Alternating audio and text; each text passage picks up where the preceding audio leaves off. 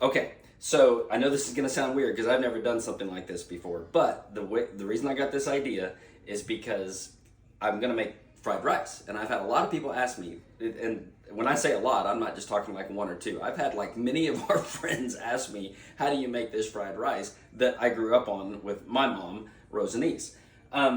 So I'm sitting there getting ready to make it for this Sunday morning, and I asked Carrie, my wife, of course, who is doing the videoing, trying not to crack up. I said, okay, I bought a red bell pepper just for this. Where is that? Did you use that? And she goes, no, it's out in the refrigerator in the garage. But we had that stuff from the tray, from the vegetable tray we bought for the party. We had a party here recently on the holiday weekend. And so I went to it, looked at the Ziploc baggie that she pulled out. Now look at this. All this right here, that is just the leftovers from that. And they're all still good. We tasted it. It's just fine. So whenever you're looking for, especially with the way expenses are at grocery stores right now, we all bear with that right now for many years now, not just recent, but for many years. This is a good way to get rid of leftovers. That's what this fried rice does. First of all, it's really good. The entire family likes it. I grew up on it with my mom, and now you have an idea to get rid of your leftovers instead of having to go to the store and buy more stuff just for some really good breakfast or whatever you want it to be. Okay, so some of the ingredients. Now, I don't want you guys to think that there's going to be measurements in this because that's not how I work on this stuff. So just eyeball it. All these are the vegetables that were in that party platter, okay, that we bought. Now it's not going to go to waste. I had all these out. I had a red pepper. I don't have to use those now because, and we'll use them later for something else. But I don't have to use those now because Carrie reminded me of this, and that's what prompted me to do this video, is so we don't let leftovers go to waste. All this here, this is just like 3 or 4 strips of bacon cut up. This was just some sausage that I had laying around from the other day when I bought those just for a snack. You can use Jimmy Dean sausage, whatever. This is just, what this was just out of Walmart. This was just some andouille sausage. Is that how you say that? Andouille? I have no idea. I don't know. But anyway, so then you have some sweet peas. We'll show you what that goes in here in a second. Here's the key to fried rice. If you're going to do fried rice, this is rice that has been in the refrigerator, so it's cold. You don't use warm rice. That's the mistake people make with fried rice. They end up using rice that they just cooked, whether it be minute rice or whatever, or in a rice cooker. When you use warm rice or hot rice, it's going to be mushy, okay? This makes it to where it's not mushy and it's like a restaurant, okay? And then I'm gonna put some eggs in it a little bit later and you'll see how that works as well, okay? So we got everything cut up. This is some of the leftover ingredients that we just had in the refrigerator. And now we're gonna go out to the Blackstone. You could do this on the oven if you want, or on the range, but I've already got the Blackstone warmed up, so we're gonna do it out there. So meet you out there in a second. Okay, we're outside now. Got the whole thing warmed up here on the Blackstone. Now just to let you know, those peas that I had frozen, I put those in a little cup of water. This is probably about a half a cup, maybe a cup of peas, and I just put them in some water and let them soak till they get unthawed out, or thawed out, I should say, because they were frozen. And then I just put them in a little strainer here and just leaving that for the last part.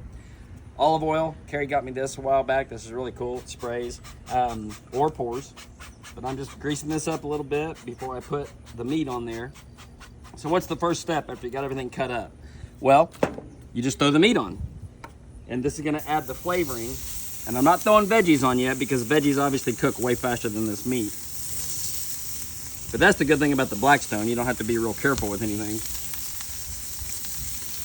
And no, I'm not getting any money for Blackstone. We just have a Blackstone.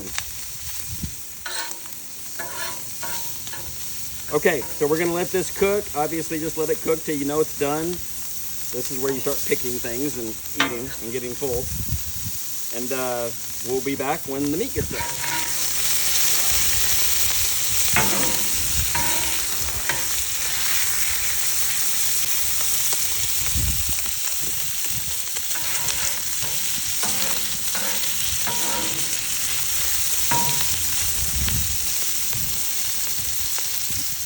Okay, so obviously you can tell the meat is done.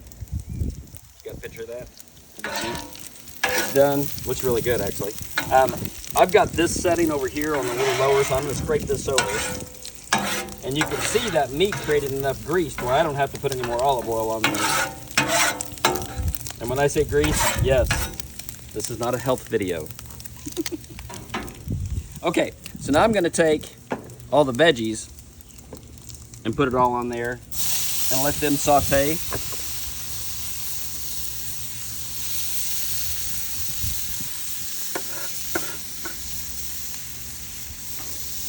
Yep, there goes my knife.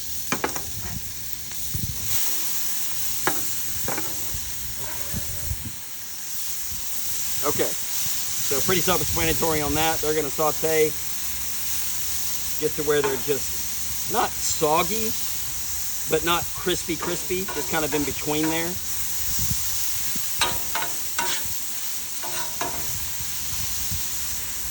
And then I'm gonna put that meat into it.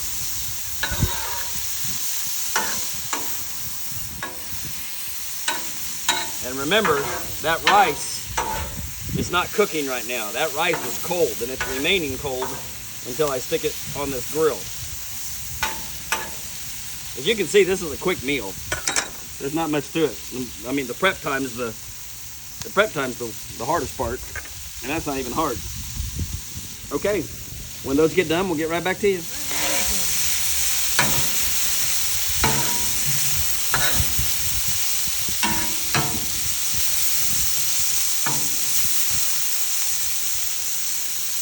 Okay, we had a little bit of a faux pas on the rice. My wife's sniffer's way better than mine. It always has been. So I went to do the rice, opened it up, and went, Carrie did it, and she went, woo! So yeah, couldn't use that. Been in there for a little bit, I guess. Didn't take long for rice to go bad. It's like, I think 3 days is what I read somewhere. I don't know. But anyway, it's actually a good thing to happen on this video because it's no big deal. If you have some minute rice on hand, just make the minute rice. That's a whole nother video later on, how to make that minute rice. You know, most people go by the directions. Don't go by the directions on the box. I'll show you that later. But anyway, this is rice that I made in about 3 minutes, and then I stuck it in the freezer for about, I don't know, 15, 20 minutes, and you're good to go because it's cold now. It might have been a little longer than that, maybe 20 to 25. So it put a little bit of faux pas in the on getting this made faster than or getting this made in the time that we should have had it made. But it's no big deal. The catastrophe solved, and the rice is ready to go. So now we've warmed it back up. Vegetables are over here. So now I'm going to pour the rice in there. And when it's cold like that, what it does is it keeps it separated, like I said, and so that it doesn't get mushy. That's why I love the Blackstone, because you can just mess it all up like this.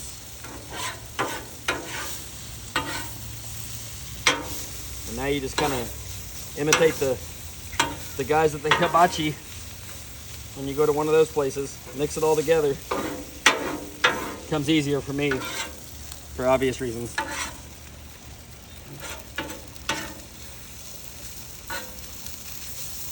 Okay. So now, we're letting that rice go. Now, a lot of people say, well, how do you get that rice to, you know, is it just because it fries so long that it turns brown? No, I mean, that's part of it. But here's the key to that. Soy sauce. They put soy sauce in these in this fried rice, okay? Now, here at the Gocher household, we have some silly ass people, is what we call them. My wife and my daughter. It's called celiac disease, but I call it silly ass disease. So we obviously have to use gluten-free on everything. Everything in this house made is gluten-free. So, once again, no measurements, just pour it on there, and you're good to go. Now that gives it its color, and also it gives it taste. That's why you don't have to salt this, by the way, because obviously there's plenty of salt in soy sauce. Or as my daughter used to say when she was little bitty, soyed sauce. She'd put a D on it for some reason. So that's what we call it around here because it's stuck. So now we're starting to look like fried rice, okay? And it is frying, obviously. Now, here's the peas. The peas are already thawed out. I'm just gonna throw them in there. Gives it some color. Plus it tastes good. I like peas. Some people don't. If you don't, leave them out. But once again, the good thing about this meal is you get rid of leftovers so they don't go bad. Unfortunately, my rice went bad, so we just went ahead and made some more, which is no big deal. Okay, now where do the eggs come in? I'm gonna make a little hole right there, a little well. Maybe put a little bit of olive oil in there just to make sure it doesn't stick, the eggs. And now I've taken 2 eggs,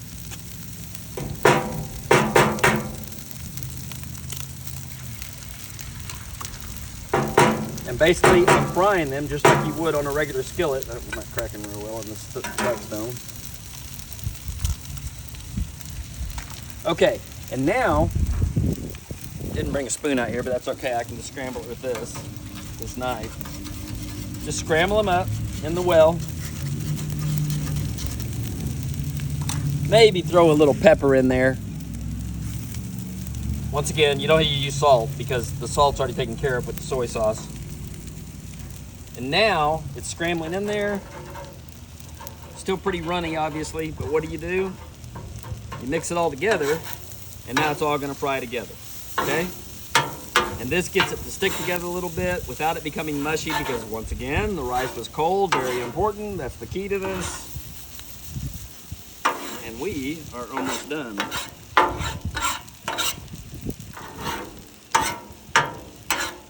Rice is still, egg is still cooking. You don't want to eat it raw. Still cooking in there. Kind of spreading it out a little bit. That's the beauty of the Blackstone or any tabletop like this. You can get it all to cook evenly. But once again, it's just as easy with a big skillet in your kitchen. No big deal.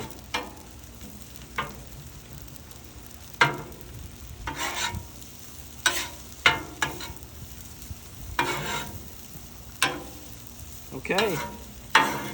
We are about ready to transfer it over and have ourselves a little fried rice fiesta.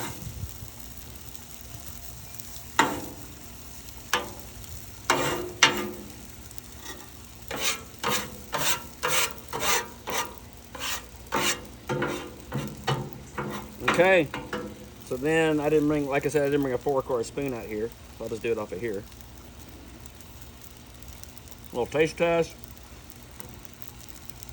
Pretty good. Pretty good, if I say so myself.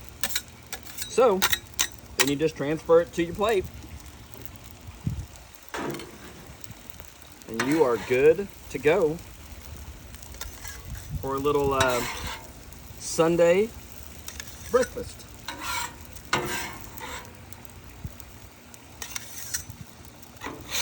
Obviously, I've had a lot of people ask me about this fried rice dish. It's easy, man. I'm telling you, without the little faux pas of the rice that I made a mistake on today, this would have taken way shorter. But in all, gosh, after the prep, this maybe takes 15 minutes to make, and you're good to go. So, anyway, thanks, guys. See ya.